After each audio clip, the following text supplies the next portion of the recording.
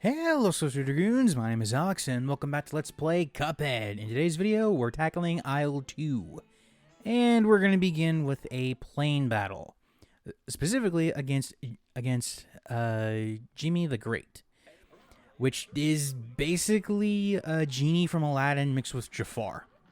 But okay, so Jimmy. Okay.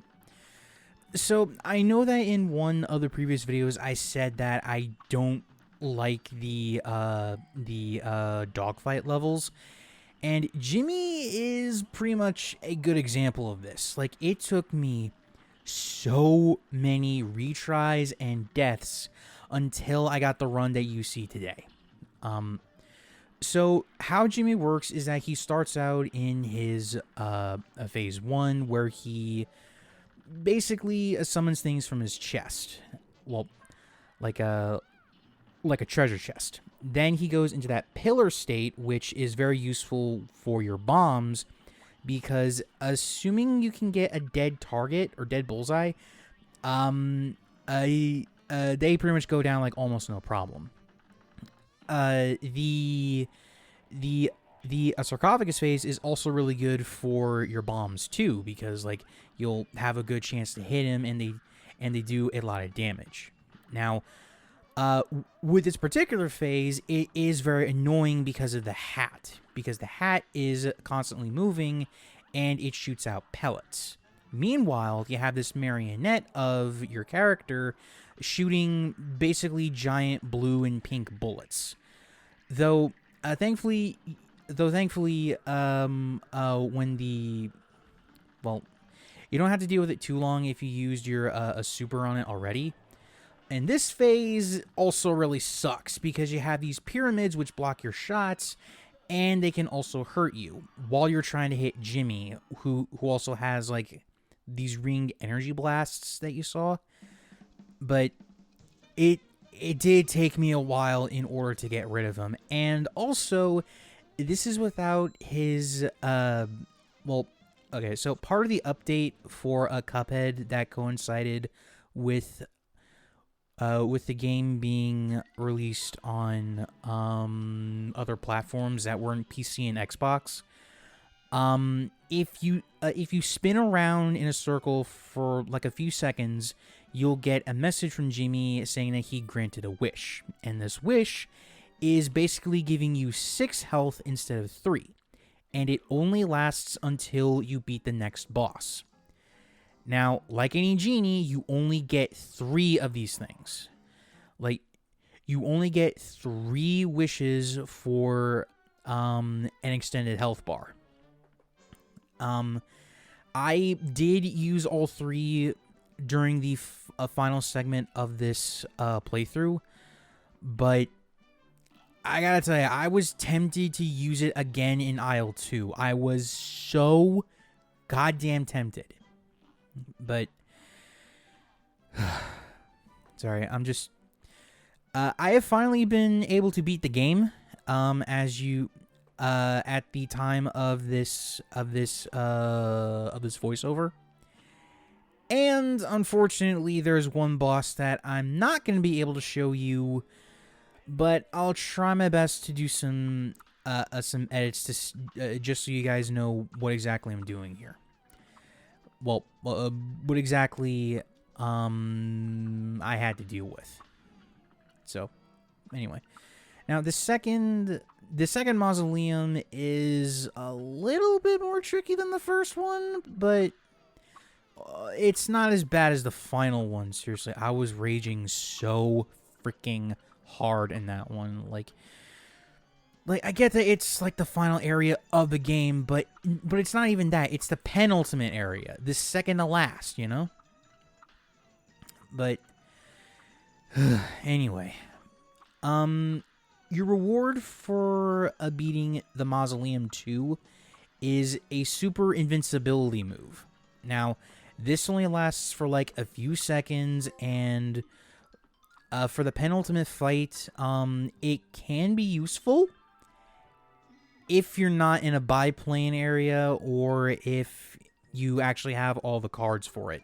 But anyway, So yeah, there are a few things in the game that I did not get, which is why there's certain achievements here, like like what I got with the what was it?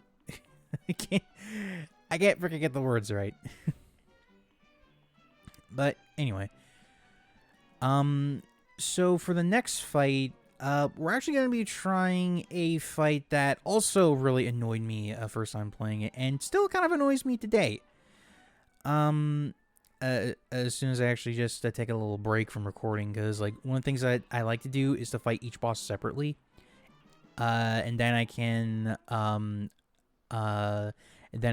bring it together in like an orderly fashion. But anyway, so this is a Beppy the Clown, and I fucking hate clowns. I fucking hate him. And he is no exception to the rule, god damn it. Because in this bumper car, he likes to inch close to you, and it freaking annoys me because, like, I don't think it's ever clear, like, how far he'll go. Like, it always seems to be, like, a random, amount of space that he goes with. Okay, so for phase 2, you really need to pay attention to the background because this little what was it? Roller coaster cart. It does damage, and also you have these barking balloon head dogs. Balloon head dogs, balloon dog heads. Oh, and yeah, you can parry the nose of the cart too. And this is his third phase, and I fucking hate it. Mainly because it combines the okay, so the horses like to spit out horseshoes, but depending on which color it is, it will be in a set pattern and style.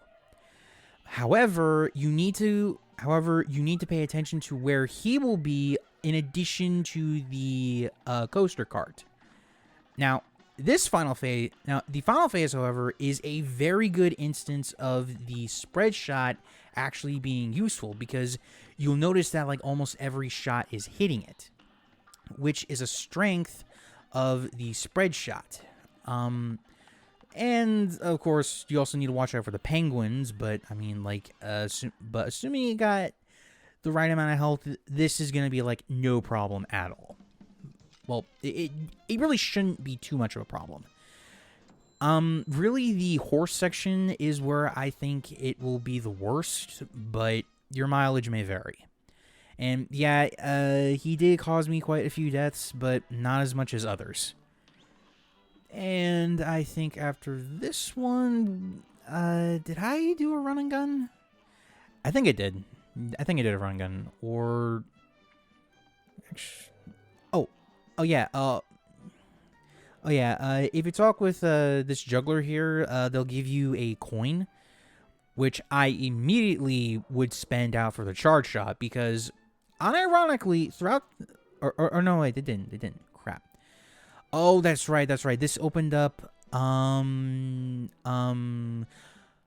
route that I can't talk. This opened up another route that you get to the other run and gun level. If you talk with her, she'll give you the coin, I think. Yeah, there you go. And it also gives you access to the boss, what's his name? Wally Warblers, I believe his name is. Oh boy. Yeah, Wally was another fight that I got really annoyed with.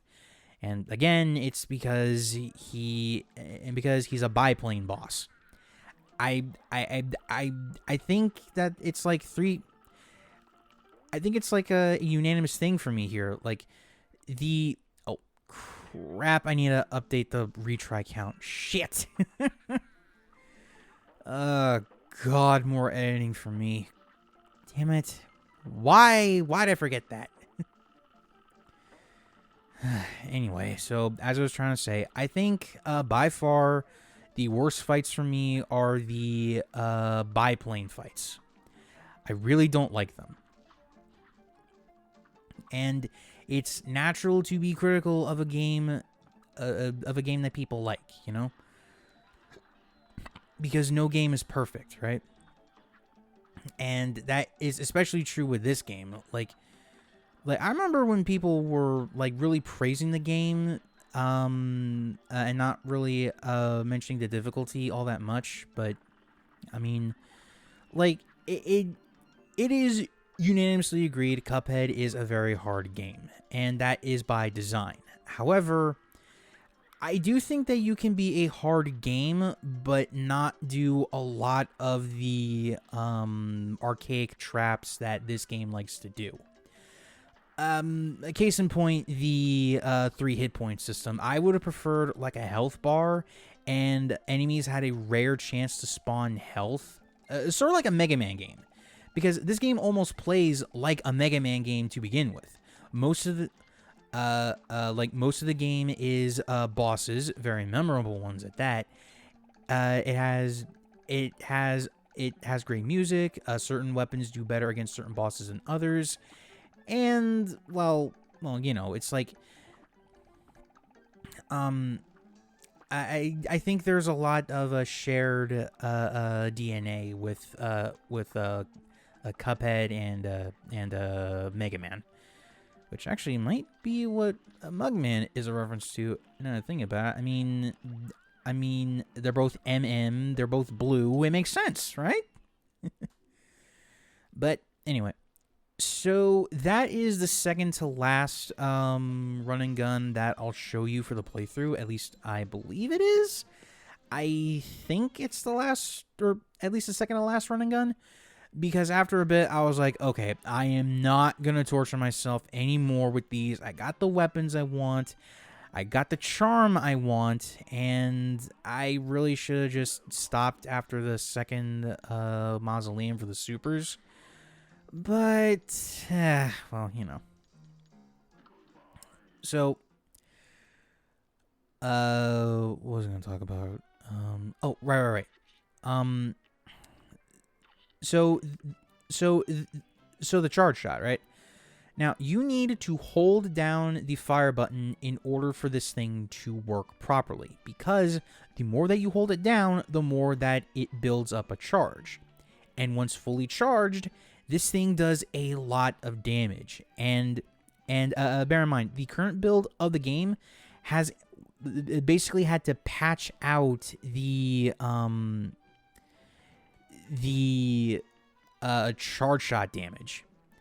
Oh yeah, and there's also that guy, which we can go to the barbershop guys. Though that will be like near the end of my commentary, so yeah, there you go. But what was I gonna say? Right. This playthrough actually kind of made me like the charge shot a lot more because it shredded through a lot of bosses' health, where other shots were probably not very good. In fact, Baroness von Bonbon is actually a pretty good example of it. Mainly for the final phase, because I don't like her boss design as a concept. Basically, she sends in 3 minions for each phase of the fight. And it is randomized. So you could start with the Gumball Man first, like I did, or you could start with this, it... Is that a Jawbreaker or an Everlasting Gobstopper? But anyway, my point is you can start with almost any of her minions first. And they just keep getting harder with each phase. Although, admittedly, with the charge shot, it does help with the Cupcake guy a lot. Though, just be mindful of his splashes. Their hitboxes are deceptive, as I've learned. But now we have the final phase of the fight, which is where she goes fucking crazy and uses her whole goddamn castle. And the most annoying bit for this fight is the head. Basically, this will track you almost everywhere that you go. And she can also shoot out that giant peppermint to essentially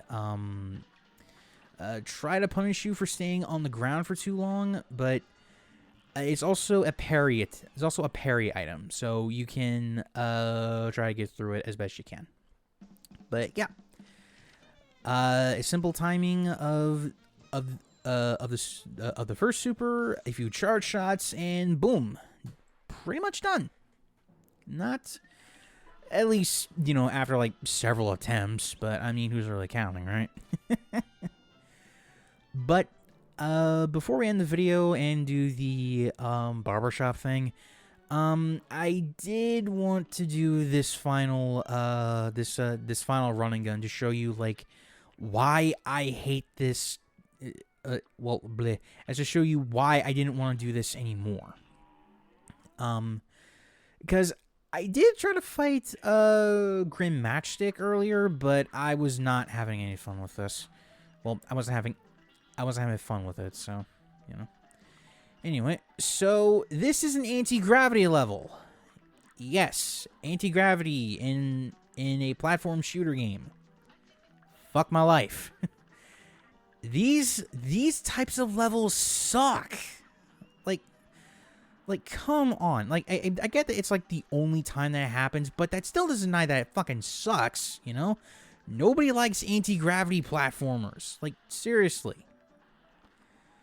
I died so many times in this particular run and gun, all for coins that I didn't necessarily need because I could have bought my final weapon already. The final weapon being the chaser. But I will talk about the chaser in the next video. But yeah, the whole game is finally recorded. I just need to bring it all together, do some edits, and yeah, should be okay. I just need to be more diligent about it. I think I think that's like twice now I skipped over like a death or a reset, which I'm actually thinking about just getting rid of entirely, because it's like nobody particularly cares, I don't think, right? Well, who knows? So, yeah. This... Oh, and you know that wall that we had to deal with earlier? Well, we got another one, and it's the final thing that we have to do for this particular level. All while the floor is basically trying to get us to move forward. And I think there's another death I didn't count for. Just I think. No, well. Oh yeah. What that tongue do though, am I right? But oh no, I'm good. I think what I had to do was to just get through the mouth or something. Yeah, we're good. And like I left the thing there. Well, yeah. So after this, you're pretty much just gonna like not see any more running guns. But I think I should probably shut the fuck up and actually let the barbershop go. So I will see you guys in just a second.